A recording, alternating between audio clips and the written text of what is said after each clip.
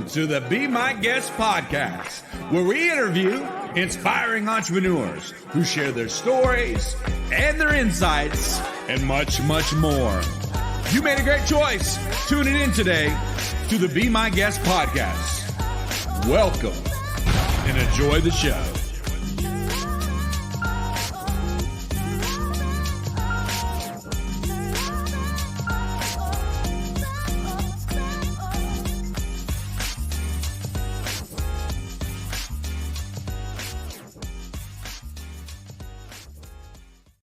Hey guys, here we are with another episode of Be My Guest podcast, and we got another great guest to interview today to share some great insights and some great strategies.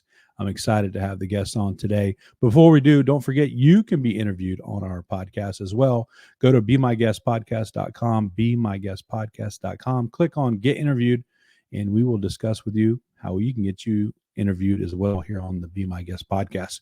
Without further ado, let me bring on my guest here, Mark Tosoni. Hey, Mark, thanks for coming on and being a part of this today. Yeah, happy to. Appreciate it. Well, Mark, take a moment if you can. Introduce yourself, kind of what you do and how you got started. So my story kind of goes back to college. I was playing hockey in college in Massachusetts and dropped out with a 1.8 grade point average, and decided to pursue an alternative sort of entrepreneurial path. Breaking my father's heart. My father had his PhD, came off the tough streets of Springfield, Massachusetts, and he kind of, went on to get a formal education. He wanted me to do the same. So when I told him I was quitting college, it kind of broke his heart. 5-year struggle, paycheck to paycheck. Ex-mother-in-law bringing me groceries. Had a little girl at home, bills to pay, 100% straight commission since age 20. To this day, I know no different. And something happened, an act of fate got in my way, and I met a mentor, and I found an industry that I loved. And from that point forward, things changed. They didn't change immediately overnight, but they began to change. Somewhere around the 6-month marker, into my new venture and my new industry, which was the alarm systems business. My mentor pulled me in the office and he said, hey, you're not pulling it off. And I said, what do you mean I'm not pulling it off? And he said, you're not pulling it off. And you're either going to take less money or you're going to be gone altogether. And this is in effect tomorrow. And so I went home that night, and back in those days, I had a heavy bag and a karate bag. And being very angry over what happened with my mentor, I called a few friends. My friends were literally telling me, screw him, you don't need him. And that night I had what I would call a mirror moment. And I looked in the mirror and said, you know what? My mentor, Mike, was right. He was 100% right. I wasn't giving it everything I had. And so that night I made a decision to kick my life into a new gear. And in the morning, with the Rocky theme playing in my mind, I went to the office and I told Mike, I'm not going anywhere. I will take less money. And so he actually paid me less money. Within 1 year, I had made 6 figures. Within 2 years, I doubled it. And by the 3rd year, at age 28, I'd become a millionaire for the first time. Wow. And what I didn't tell Mike was somewhere in the back of my psychology, I was going to shove this success so far up his rear side, he would never forget it. So the fight was on, and basically that's the beginning of my story. Wow. A lot of people would have taken a different route. What was it about that moment that made you realize, hey, I need to probably just stick this out and go forward? I think sometimes fate intervenes. I don't know exactly. I wanted to quit. I wanted to give up, but I just didn't know how. And when I look back now, because being in business, we are constantly challenged with a variety of things. Most recently, COVID, hurricanes, World War III, political things going on.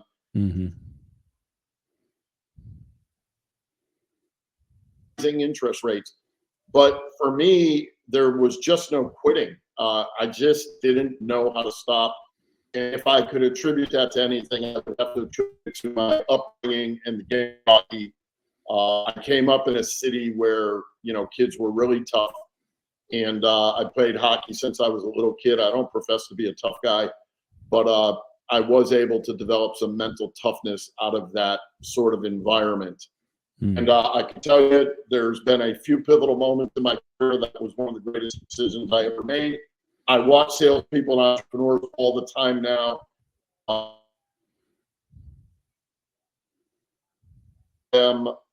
Taking a path of least resistance. I'll notice salespeople going from thing to thing to thing to thing to thing.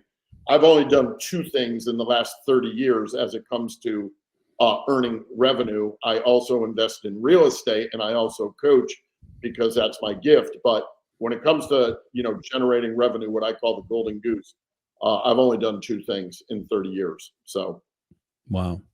What do you think really has helped you stick to the two things?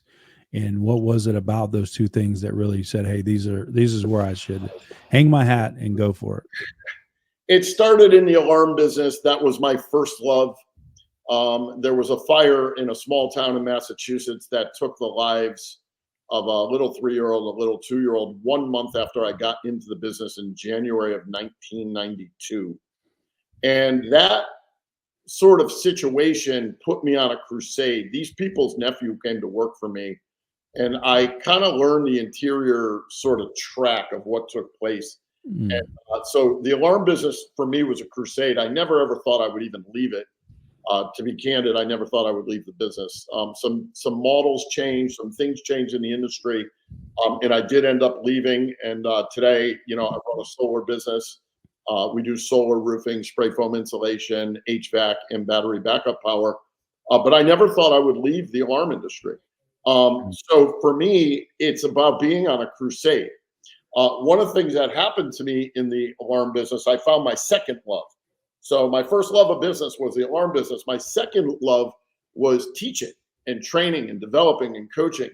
And so today, as a business owner, as an entrepreneur, I don't want to say I'm not concerned at all about the problems I solve or the products I sell, but where my focus is on organizational development, developing people and developing leaders and teams. And so that's more of where my sort of passion lies today.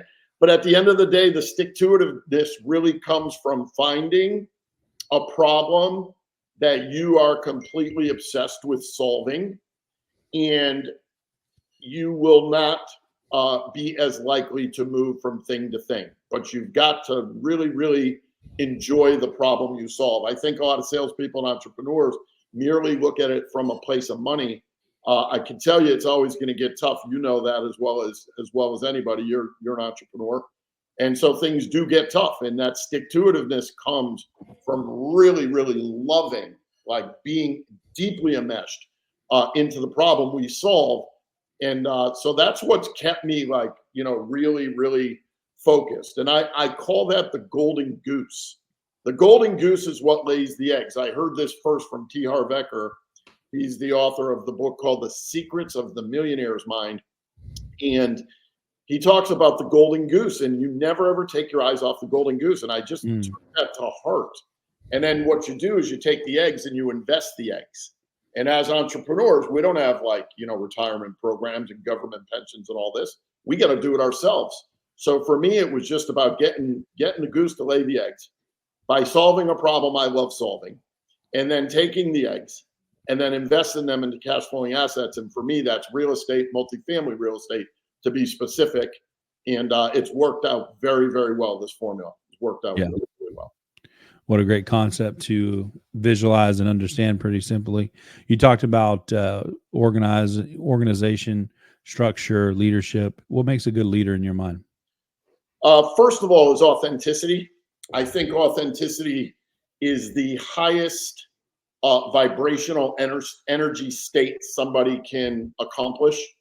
And what prevents us from being authentic is our traumas and our shocks. We all go through trauma and shock in life. And give you a prime example of this, right here, I have a series of books that I wrote, if you can see that, right? Mhm. I've written all these books. So I didn't know I was a writer. Okay. So I was brought up in a neighborhood, and I was brought up around, tough Italian American, even immigrant sort of culture. I literally probably didn't even eat anything but Italian food until I got into my teens, like that's where I come from. That's where I'm raised. But in order to survive that environment, Frankie, I had to learn to fight. I Mm. don't like to fight. I'm not that guy. I'm actually a healer. But it wasn't safe to be a healer in my environment.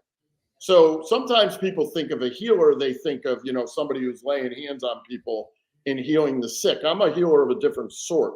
I help people heal their minds, their wounds, their traumas, their shocks that they went through in life, to set them free to be themselves so they can make the most money. So to answer you directly, I think what makes a great leader, number one, is what Socrates said: know thyself, and crawling into your own mind and resolving your inner conflicts so you can just be who you are.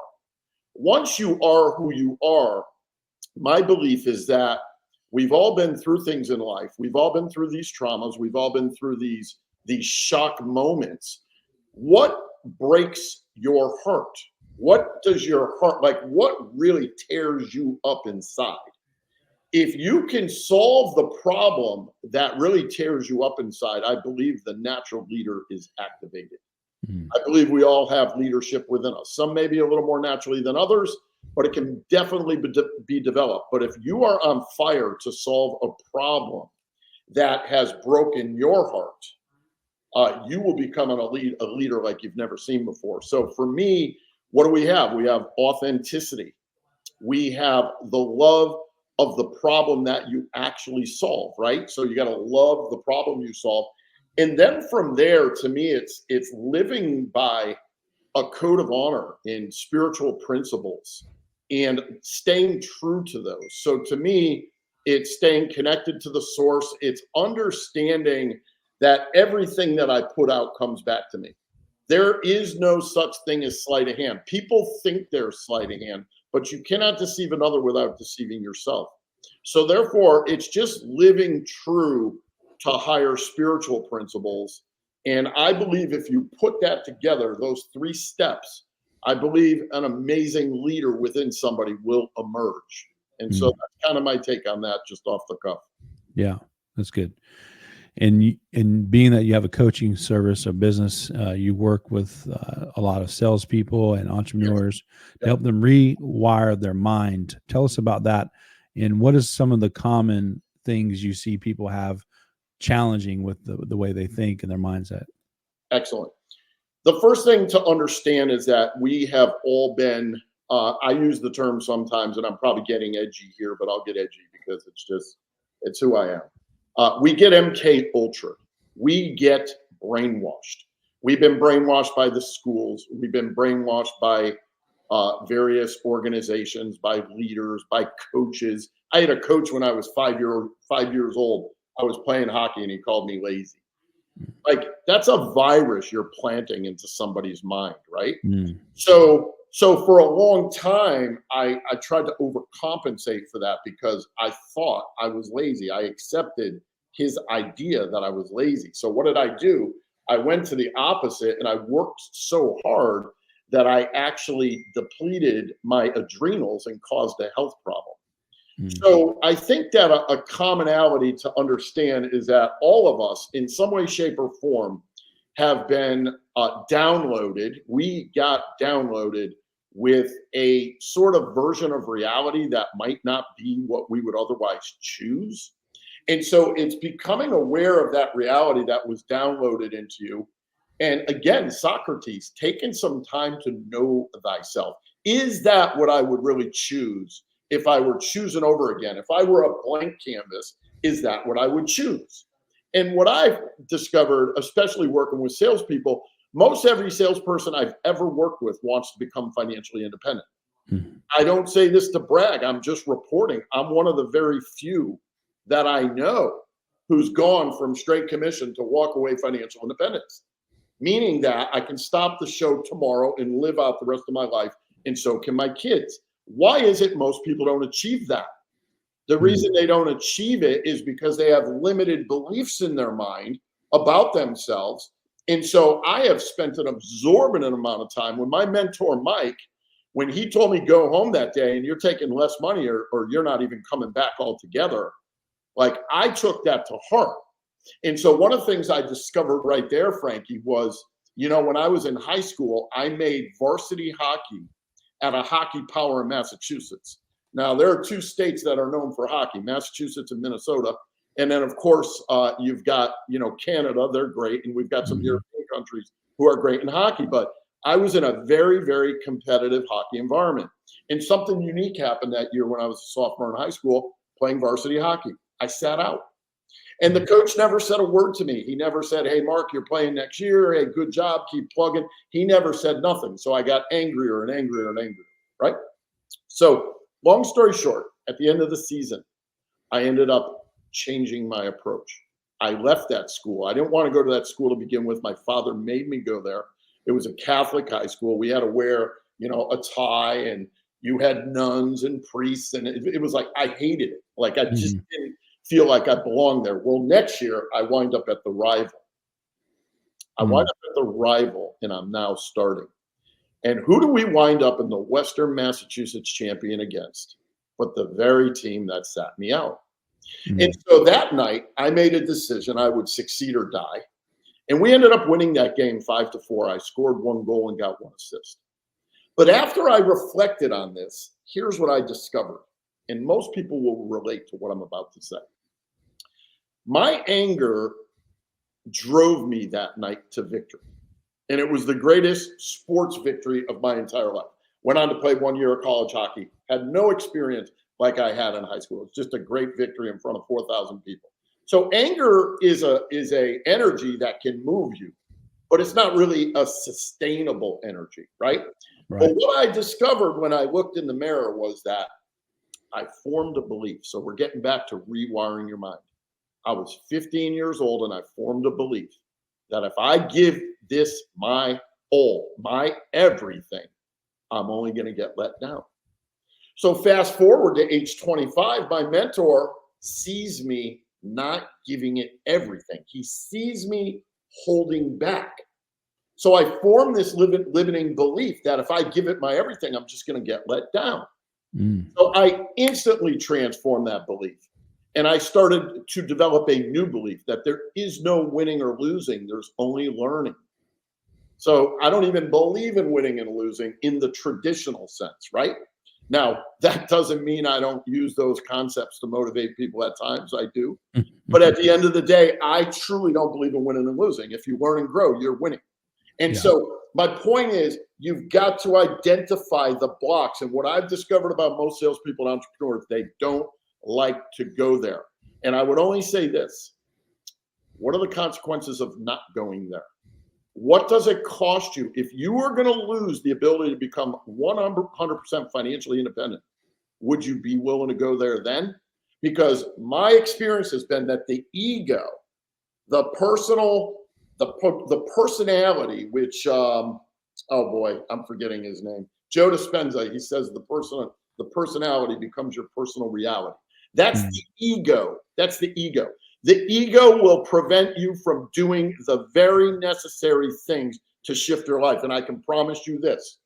I have spent an absorbent amount of time, Frankie, I'm rewiring my mind because I truly don't trust where I came from. Okay, I came from a place of immigrant roots. So there's a lot of fear in there. There was a lot of scarcity. There was a lot of struggle. There was a lot of fighting. And so to this day, at this very moment that we're doing this interview, I have 3 coaches. One of them is probably the best subconscious rewire mind expert in the world. She's out of Australia. And another one is in North Carolina. And then I have another coach for another reason. But I am always coached at all times because the stakes are much higher. I cannot afford my mind to enter into sabotage patterns that would affect my financial independence. So Mm. rewiring the mind is a high priority of mine. And I would love to see it be a higher priority of other people as well, because their lives would get so much better. For sure, for sure. And I was going to ask, how would you think how important coaching is? But you got 3 coaches. I think that speaks for itself. Yep. And what do you say to people out there who, maybe they don't think they need a coach, but what's some of the practical benefits of having a coach that maybe you can speak on right now? So it gets into my 4th principle. A couple years ago, I was at the Patrick David Vault event, and I met these young gentlemen, and they have a podcast, and they said, "Hey, can we interview you?" And I said, "Yeah." And they asked me, like, "What's your secret to success?" And I wasn't even thinking. I had nothing written down. I had bags under my eyes. I didn't sleep the night before. And I said, "You know what? If you want to be successful, you got to do 4 things. Number 1, you got to rewire your mind. Number 2, you got to eliminate sabotage. Most people don't even know sabotage is a thing because their ego hides it. And by the time it's over, you already sabotaged yourself. Number 3, you need to develop a ridiculous skill set. And in sales, I call that skill set guard down selling. And number 4, you must learn to become an investor." Mm. And so to answer your question directly, the reason that most people never become an investor is because they never even invest in themselves. Mm. So my coaching bill is typically in the $50,000 to $100,000 a year range. Mm. But I promise you, do you think I'm spending, as a real estate investor, do you think a guy like me is spending $50,000 to $100,000 a year coaching if I'm not getting a massive ROI on that? If that's not turning my empire into millions and millions and tens of millions. And Right. so what I would say to people who don't have a coach is, what is it costing you to not invest in yourself? The greatest demonstration in the universe that you are abundant is that you take money out of your pocket and you share that appreciation with somebody else who has the wisdom to guide you to where you really, really want to go. And that is why I have high-level coaches around me. I have 3 at the moment. Frankie, I've literally had over 50 coaches in my career. I'm always coached. I'm never uncoached. Ask my partners. My partners and me probably have gone through, 5, 6, 7 coaches just in the last 6 years. Mm. I always have somebody around me because it's a lot shorter for me to learn from somebody who's already done it. I can model them. I can copy their excellence instead of having to go learn everything on my own, read all the books and study. And the big mistake people make today with podcasts like this is they'll sit and listen to a podcast like this and they'll be like, "Wow, that was fire, man. That stuff was good. That was good stuff." But they never take it and put it into action steps. Mm. So they don't get the integration. Right. You only integrate when you learn something, you put it into action steps, and you go and do it. When you do that, you will integrate it. It becomes part of you, and you start to up level. So needless to say, I am a massive advocate of coaching, whether people coach with me or somebody else. In fact, one other thing I'd like to say about coaching is, Tiger Woods, did he only have one coach? Mm. He had multiple coaches. Jordan, Right. multiple coaches. So Right. I just follow that playbook because I see myself as an MVP. And if this is what the big pros do, that's what I'm going to do. And that's what I do. Wow. You ever had a bad coach? Yes, I have. I definitely. How can you when someone's in the market for a coach? Yep. How can you tell that they're going to be a good one or not? How can you vet it better? So I would look for people who are it depends what you need for starters. To put this in the most general sense, my sort of philosophy about that is you need somebody who can help you to rewire your mind and eliminate sabotage. That's one thing. Number 2, you need a skills coach. So let's say you're in sales. You want to be studying with 2 or 3 people. You might not like somebody's style. It's like martial arts. My friend Jonathan Burke over in Orlando, he runs Gracie Orlando, which is now 6th level self-defense. I think he's 4th degree under Hoist. He's got Nate Diaz coming in there. He's got the top MMA leaders coming in there. It's not just one coach, it's multiple coaches. So I think you've got to, look at what you're doing if you're in sales or entrepreneurship. So you would have your mindset, then you would have your skill set. And then, of course, if you're in business, you want somebody who's going to be able to do strategy. And how to pick that coach?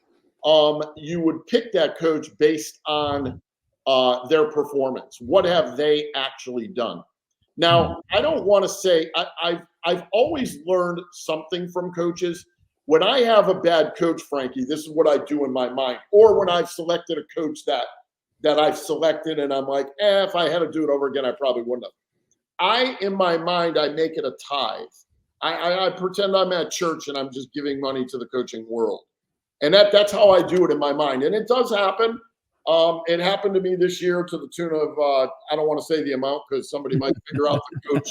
They might figure out the coach, but it was less than 15,000 and more than 5,000. But either way, nice coach, nice person. I just kind of feel after I got into it, it was a little bit sort of, maybe I could have made another choice. But I make the most of it either way. And I also have a belief I'd like to share with people here. Yeah. When I invest money or when I spend money, it comes back to me 100-fold. So no matter what I do with money, if I go to the grocery store, it comes back to me 100-fold. If I loan somebody money, it comes back to me 100-fold. If I pay a coach, 100-fold. If I give it to the church and tithe it, it comes back to me 100-fold. So I believe that whatever I put out, it's coming back to me 100-fold. So those are sort of some of my ideas around coaching. Hopefully that's helpful. Yes, for sure. What do you say to a salesperson that's kind of a career salesperson who works 40, 60, maybe even 80 hours a week? They're making great money, but yet their entire empire is dependent on their skill and their effort every week, every day. What do you say to someone who wants to just stay there and not really go anywhere else? What do you say to them? If their heart is content there, if they're fulfilling their mission there, and that's what they really want, God bless. My experience tells me that it is usually something different for people, and they don't want to stretch their limited belief system in their mind, and they don't want to do the work and go within to really get the juice out and to really become who they could have become. Right. And so if they're completely content and that's how they're feeling, all well and good. What happens, a lot of them, I'll say this as well, the reason they think they're content is because they have not adopted a mindset yet of leverage. Mm-hmm. You do not move forward without leverage. I see this all the time. I'll see a sales rep, and I see it in my own organization where a sales rep is selling solar. They're not doing as well as they could have done. So now they start selling alarms to go with the solar. So rather than investing in themselves, going deeper into themselves, learning more about leverage, they don't get any leverage and they actually lose traction. And then what happens is you've got a big festival of motion, but no progress. Mm. And you will know you have progress. Just look at your financial statement. If you're not doing a financial statement, do one every year and create a standard that financial statement must be greater next year than it was this year. One of my great accomplishments this year, and I don't mind sharing this right here on a live podcast. I set a goal. Come on. I set a goal 5 years ago to create a new form of income. And that new form of income was called tax reduction. Mm. And for the last 2 years, through the acquisition of real estate and multifamily, by purchasing multifamily, I have figured out how to wipe out my tax liability. So money I've paid in taxes is in millions and millions of dollars. And so last year, I had a huge bump in income because I had a huge write-off with a mobile home park that I purchased. They call it cost segregation. So it's all about leverage. And I'm going to tell you something. Take that salesman. They're doing great. They're a career salesperson. They have unique skills and gifts that are so easy to leverage today. It's ridiculous. You're doing it right here, right now. We're doing it right here, right now. I'm going to be doing a whole lot more of this because this is how you do it today. I started doing what we're doing here years ago. I was doing YouTubes. I had people literally, I have this book right here. I had a downloadable version of this book, Alarm Sales Mastery, on a funnel. This was 20 years ago. Wow. And I had YouTube videos about it, and I gave them away for free. I had thousands of alarm salespeople from that one thing. They'd literally be stopping by my office. They like thought I was famous or something. They wanted to work with me. I'm a guy who put a book on the internet and YouTube. So you got to get leverage, and you can create content today. Put your system. My system is called guard down selling. Yeah. I called our mutual friend Troy named it 15 years ago before Jeremy Minor ever uttered the words guard down. Troy Yarborough said, we were in a training, and he's like, and I was teaching him some things and how I did the door when I was selling alarms, and I wasn't a door knocker. And he's like, oh my God, that's so guard down.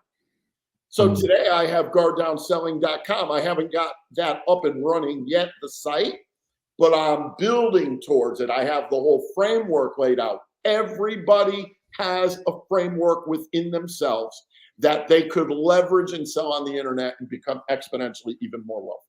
Well, let's unpack that just a little bit. What is guard down selling? What does it look like? So guard down selling is a methodology that Troy named. I give Troy the credit for naming it. That I discovered, over the last 3 decades of selling. And essentially what it is, it's a methodology to keep people's nervous system calm. So that as long as their nervous system is calm and they don't get triggered and they don't get what some people call sales resistance, the guard doesn't come up, the guard is down, they're open-minded and willing to hear you. And so in today's day and age, we have a super bias out there that Ty Lopez actually calls this the goldfish bias, that people have no attention span. People have zero attention span. So if you don't become a person that can help people get their nervous systems calm, now what would be the greatest way to get other people's nervous systems calm? Maybe you should get your nervous system as calm as you can get it. Maybe you ought to put the vape down. I'm not preaching here. I'm just saying.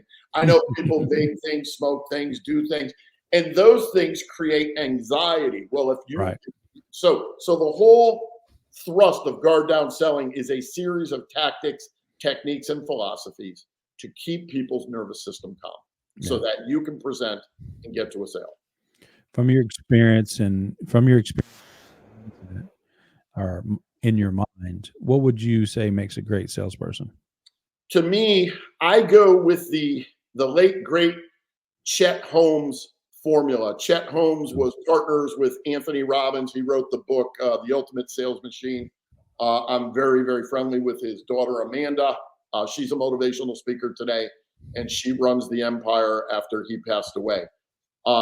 What he said back in the day, I learned this from him 25 years ago, is that ego strength, believe it or not, ego strength, it's a double-edged sword, but the ego strength is that desire to rebuttal and not just take what people say for face value. Now, in guard down selling, I teach how to do that in a certain way, but people have that ego strength or they don't. If you're hiring a sales rep and you want to know if they have ego strength, all you have to do is say this. You seem like a sharp guy. I really enjoyed meeting you today. But for some reason, I just don't get the feeling you're going to be able to pull this off. And just sit back quiet.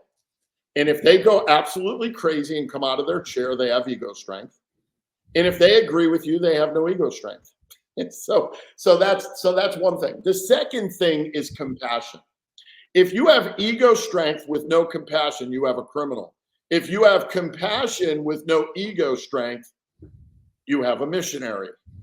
And so when you put the ego strength and the compassion together, you have an amazing salesperson because they care about solving other people's problems. They can feel into what the other person is experiencing, and they can put themselves in the other person's experience and actually from an authentic place want to help them solve the problem. And then if they want to solve the problem with that person, that's even better. But first and foremost, they do what I call serve, solve, sell. They serve, they lead with servant. So we talked about leadership earlier. Service is one of my other top qualities for leadership. And I always say this when I'm training, I don't use it in the sense like Jesus, where you have to wash people's feet. What I'm talking about when I'm talking about serving is giving people the gift of understanding whether or not they have a problem, helping them to discover their problem, helping them to see it for themselves so you can see it. That's what it means to serve, to help people really understand they have a challenge.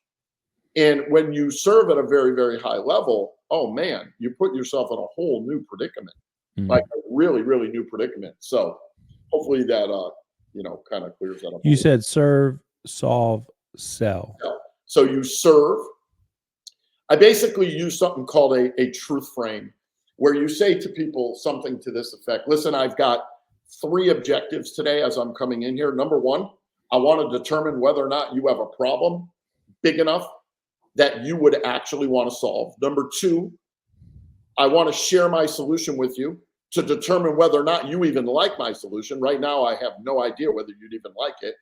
And number 3, if all that checks and those boxes check, would you like to solve the problem with me? So you serve, you discover the problem, you solve by inviting them to your solution, and selling is about enrolling. It's about inviting them to do business with you. And that's what guard down selling teaches. It teaches how to do all that without being a pushy SOB, without being, the guy that ends up getting hated, by remaining the person that gets tons of referrals, by being in integrity and authenticity, and really helping that client to get their problem solved. One of the principles or the steps that you include in your coaching is becoming the investor. Yes.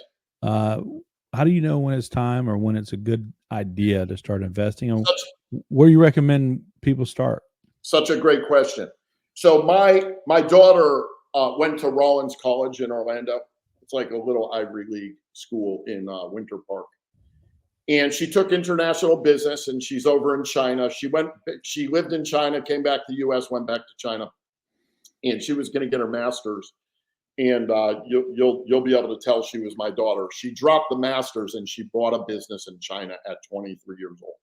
And she called the bank of dad for the loan to do the deal. And she did it. And long story short, she sold the business 3 months before COVID. She got all her money.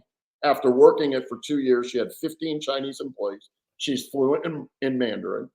And she got back here right before COVID. And she says, Dad, I want to be a real estate investor just like you. And you know what I told her, Frankie? I said, Marissa, you got to get skill number 1 down before you become a real estate investor. And skill number 1 is learning how to be a big money earner. And so today, this year, she will generate, she's 30, 31. She'll generate well over $200,000. She's following my format. You learn to become a big money earner. So to answer your question directly, you create so many eggs from your golden goose that you have a problem. You need to do something with the eggs. Now, for me, the only place to invest the eggs, this is only me, and people do what they want. I tell them, go pray to whomever you pray to and ask them for investment guidance. For me, it's multifamily real estate, because that's what I was attracted to at a very young age. I actually bought my first one in 27, 28 years old, my first multifamily, 3-family. And that's what attracted me. So that for me was my bag, but you got to find yours. So the key is to make enough money, which means you got to rewire your mind so that your belief system is, I always earn more money than my expenses by miles. I always earn more than my expenses by miles. I am a money magnet. Everything I touch turns to gold. I am a lead magnet. It doesn't matter what is going on in the economy. I create my own economy. I am a one-man Federal Reserve money printing machine. And this is rewiring the mind to start to think like this. So then when you have excess money, now you have a problem. You got to do something with it, and you put it into cash flowing assets. Example of cash flowing assets would be multifamily, would be a car wash, would be a laundromat, would be some form of business that is kicking out revenue, but you don't do it without leverage. This is where I used to look at a guy like Tony Robbins. My friend travels the world with him. They're very, very close friends, a guy I came up with. And I learned that Tony Robbins has over 100 K1s, tax returns. And I was like, how the hell does a human being run? He doesn't do it. He does it all through leverage. Everything is done through leverage. So, Frankie, when it comes to investing, I'm a big believer in partnering. I have the most amazing, I actually have, let me see, I have 1, 2, 3, 4, 5, 6. I have 6 real estate partners in various deals. But notice, I don't do anything alone. So I got to a level that I had so many eggs, I was able to hand one guy my eggs and say, hey, take these eggs. Let's go buy a 3-family. Well, that 3-family turned into 210 units worth tens of millions of dollars. That's one of the partners. And so you got to find a place to put it once you earn it, but you got to rewire your mind to earn it in excess of your expenses. And any salesperson can do this. I'm telling you right now, I'm $250,000 a year in earnings. There is no salesperson I know that could not be financially independent within 10 years. Wow. Easily. My daughter is following the process. She is my partner in my mobile home park. So I'm watching it unfold with my own flesh and blood as I'm teaching them, the hard lessons that I learned that nobody taught me. I had to learn from books and coaches, but either way, I'm grateful. So if somebody drove by the Mark Tosoni coaching sign, is there any vacancies available? Yeah. So recently, this is interesting. On my coaching world, I also have taken on a partner in my coaching. So basically in coaching, I have tons of leverage now. And all I do is coach. So I do a group coaching program, and I coach inside that group coaching program 1.5 hours a week. There is that leverage pattern again. And I want to point that out. But long story short, I have a partner, Frankie, who does all the marketing. He does all the Facebook ads. He does all the go high level. He does the emails. He does all the stuff that I want nothing to do with. And he is thrilled to be my partner because I'm teaching him how to be an investor. I'm teaching him who's a great entrepreneur, but he made money and lost money. The story just keeps going on and on. So I'm teaching him. He'll be my 9th partner, and I'm not bragging. I'm just reporting. My first 8 partners, every one of them became a millionaire. He's my 9th. And I told him, his name is Nathan, and I told him, Nathan, you are my next millionaire partner. And there's that serve thing again. So when I go out to partner with people, I'm going out to help them to become wealthy and successful. Most people, Frank, I have to just get this in, are so chronically in service to themselves that they violate the principles of the universe. So their wiring is backwards. They don't get favor from the energetics in the way that God designed the planet, in the universe, in the multiverse. Whereas when you align with the principles, when I bring on a partner, my objective is to help that partner become successful and wealthy. And by helping other people, it's Zig Ziglar 101. When you can help enough other people get what they want, you will always have what you want. Right. And for me, that principle has lived true in my life. I am nobody without the amazing partners that I have in my life. In my solar business, you know Blake, and you know who Adam is. Like, these partners are amazing. These guys put their blood, sweat, and tears in. We go to war for each other. So I'm just a big believer in partnering. Other entrepreneurs are like, oh, you got to do everything yourself. You can't have partners. Like, everybody's got their own philosophy. All I know is my philosophy is working very, very well for me. The empire is growing every year. It continues to accelerate. And I'm going to just keep doing what I do, my three-legged stool. Yeah. Keep my golden goose laying eggs, invest it into real estate, and coach my butt off. Yeah.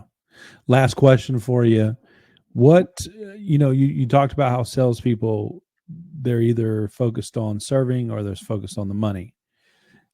If they're not supposed to focus on the money and they're in need of money, how do you help them, or what would your advice be to try to get them back on the right track? Such a great question. Such a wonderful question. If you cannot transcend your own selfish interest, you have no business in straight commission. Straight commission should only be a side hustle. And so that is probably one of the biggest problems with salespeople. They can't get out of service to themselves. They can't transcend their own needs. So they have commission breath. I wrote about this way back in Sell Like Crazy Without Going Insane. And they got blood dripping off their fangs. People could care less about your problems. They only care about their problems. And so I'll leave you with two very valuable insights around this question. And that's, to me, probably the best question of the interview. Number one, you have two purposes. And you need to clarify your two purposes. You need to get really clear on your two purposes. Purpose number one is for you. My belief is that when you're in business, coaching, business, podcasting, selling solar, alarm systems, home services, cars, whatever it is, your objective is to earn. This is the purpose of even being in business. And this is just my perspective. Some people take it, some don't. Earn more money than your expenses by miles. Invest the overage into cash flowing assets. When the cash flowing assets exceed your expenses, it's game over, rinse and repeat if necessary. And so I rinsed and repeated. I'm in a cycle of rinse and repeat right now. And so earn more than your expenses by miles, take the overage, invest into cash flowing assets. When the cash flow exceeds your expenses, it's game over. That is the umbrella purpose of your career. Now watch this. When you go on a sales appointment, you might not remember this. You might be too, I don't know how much younger than me you are. Maybe you will remember it. There was a great salesman named Ron Popeil, and he used to do infomercials. And he had this convection oven he used to sell. And way back in the day, he sold this thing called a pocket fisherman. You can look this guy up. He's one of the greatest salespeople of all time. But when he was selling his convection oven, Frankie, he used to have this say, he's up there selling it. It was almost like a Home Shopping Network infomercial. And he's like, all you got to do is just set it and forget it. Yeah. And it was such a great line, but that's what you do with your purpose. You set it and you forget it. When you're in front of the customer, you move into purpose number two. Purpose number two is to discover, which I write all about this. I co-authored this book with the great Bengay III, the oldest living sales legend on planet Earth. He wrote the book called The Closers.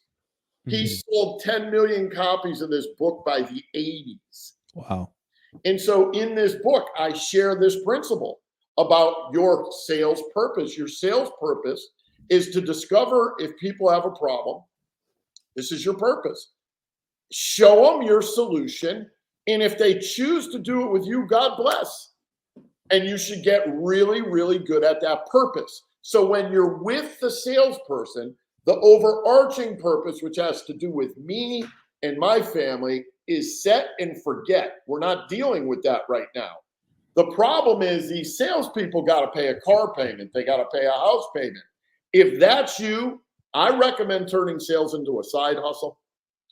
Or if you're single and you can deal with living on a couch, tough it out. I toughed it out. I didn't have a side hustle. I toughed it out. I lived through it. But if you can't, go get a job and sell as a side hustle till you get really good at it and you're better at your side hustle than your primary job. So great stuff. Great stuff. That's my take on that. And Mark, I'm going to put, for those of you who might be interested in working with Mark or talking to him about his coaching program, I'm going to put his website here at the bottom scrolling, marktosoni.com. Yep. Mark, I appreciate you coming on. I want to have you come back because, man, I got 3 pages worth of notes here. So it's a good idea to have someone like yourself so we can get some more insights. But I appreciate you coming on and being with us today. Awesome. My pleasure. Just hang tight real quick for me, real quick. You've been watching Being My Guest podcast. Thanks for tuning in. If you want to be a guest on our podcast, go to BeMyGuestPodcast.com. That's BeMyGuestPodcast.com.